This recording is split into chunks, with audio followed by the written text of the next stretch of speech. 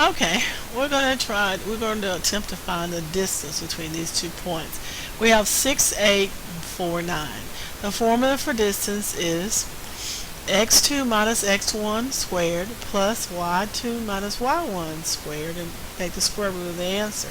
So if you notice, x2 minus x1 and y2 minus y1, you find those same answers when you find the slope.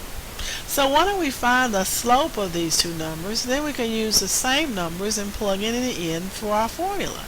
Since in the previous assignment you did find the slope of your pairs, of your pair of numbers.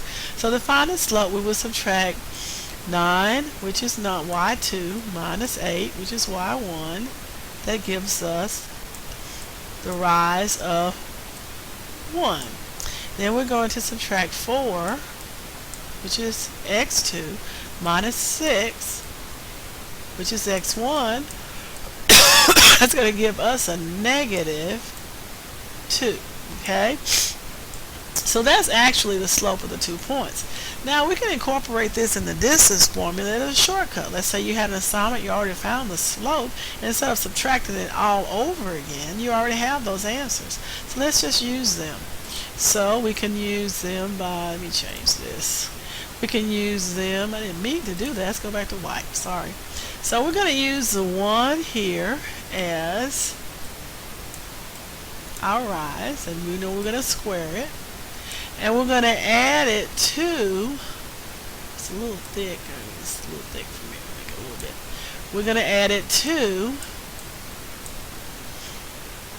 the run, which is negative 2.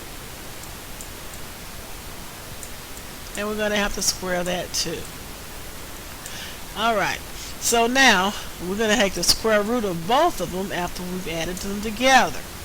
Now we say 1 squared is 1 plus, you have negative 2 squared. You're never going to have a negative answer when you square. When you square a negative, it's going to be a positive.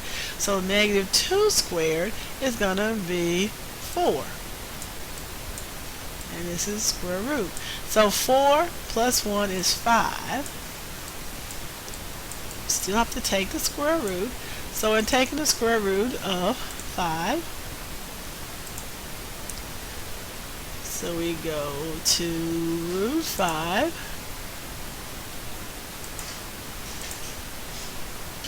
5, and that answer would be, clear it out, second root 5 will give us 2.23. If you round it off, it would be 2.24. So that answer would be 2.24 units as our distance.